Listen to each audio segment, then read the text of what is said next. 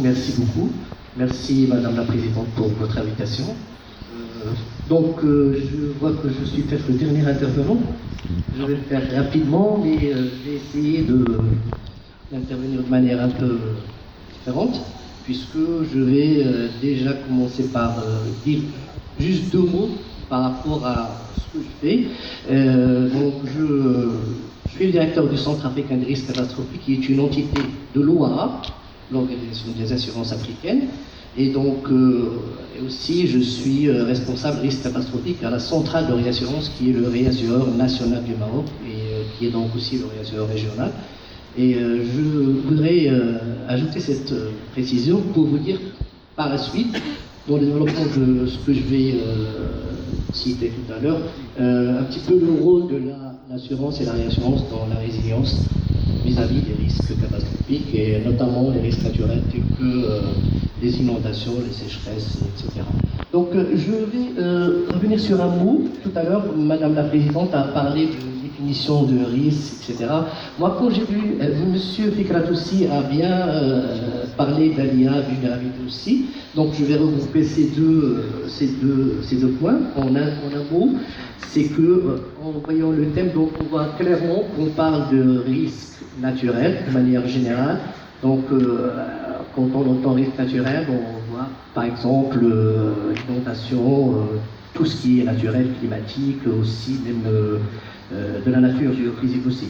Mais quand on va sur son nom, on comprend qu'on est plutôt branché sécheresse, flash flood, river flood, etc. Mais le point important, c'est cette définition de risque avec aléa et vulnérabilité. Je voudrais dire un petit mot, et c'est très important. Déjà, on ne parle de risque, on parle au début que d'aléa. Donc, et d'où la notion de phénomène aléatoire. L'aléa ne devient un risque que s'il y a une vulnérabilité à ce risque. À ce moment-là, on est sur le risque. Et ça, c'est très important, parce que, comme a dit tout à l'heure M. Figrat, il faudrait aussi envisager des cycles de sécheresse, d'inondation, et tout ça, ça s'étudie. On peut l'étudier. Il y a des modèles qui sont faits pour cela. Il y a des statistiques, il y a des approches probabilistiques, déterministiques, qui font qu'on puisse, par exemple, pour une sévérité donnée d'un phénomène naturel et une fréquence avec un certain nombre de données acquises, on peut avoir un modèle qui pourrait on va dire qu'il pourrait prévoir un phénomène naturel, que ce soit la sécheresse ou les inondations, etc. Aussi, je voudrais préciser que dans ces modèles, il y a aussi une spécialisation qui fait qu'on pourrait aller dans des surfaces ou des volumes qui sont très restreints. On pourrait aller à une échelle de quartier, on pourrait aller à une échelle de, je ne sais pas, on a des cartes géologiques, on a des cartes structurales, on a des cartes de végétation, cartes d'occupation des sols, les cartes des pentes. On peut aller au détail près pour savoir, avec une précipitation donnée, quel est le volume d'eau qui va être réceptionné dans une zone donnée qui est susceptible d'être inondée, et donc par là de comprendre, de valoriser ou d'avoir une idée sur le volume d'eau, et par la suite, avec les cartes de pente, etc., le débit, et voir tout ça avec l'infrastructure. Ça, c'est important, et ça rejoint aussi l'idée que nos amis ont discuté tout à l'heure en ce qui concerne donc les déchets avec les écoulements, etc., etc. Ça, c'est très important.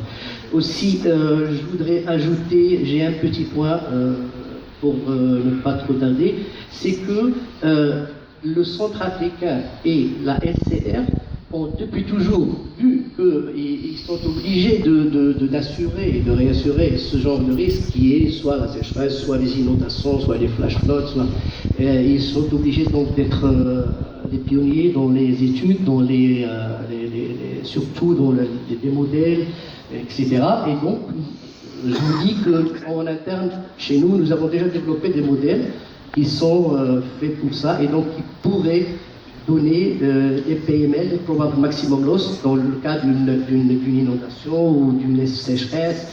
Ils peuvent aller pour vous donner aussi average annual loss, c'est-à-dire la perte moyenne annuelle qui pourrait subvenir s'il y a sécheresse ou s'il y a inondation.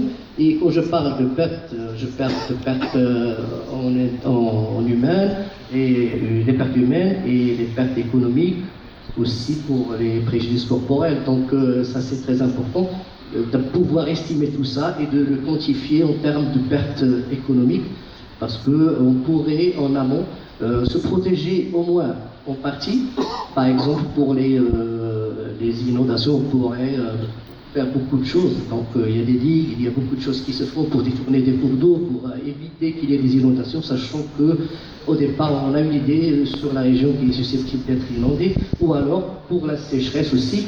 Et je reviens sur le terme d'alière. Donc une personne qui s'installe ou qui plante une zone ne va pas aller dans une zone où il n'y a vraiment pas de pluie. Donc il va dans une zone qui a déjà un historique de pluviométrie. Et donc à ce moment-là, la problématique qui se pose, c'est que quand il y a ce phénomène de sécheresse, par exemple le Maroc a connu une dizaine d'années, les années 80, il y a de la sécheresse, ou si aujourd'hui il y a de la pluie, et parfois on a des doutes, et ça se percute. On peut donc avoir une idée dans le temps pour prévoir des cycles et donc se prévenir de tout cela et se protéger. Donc je vous remercie, c'est tout. Merci beaucoup pour ces éclairages très utiles.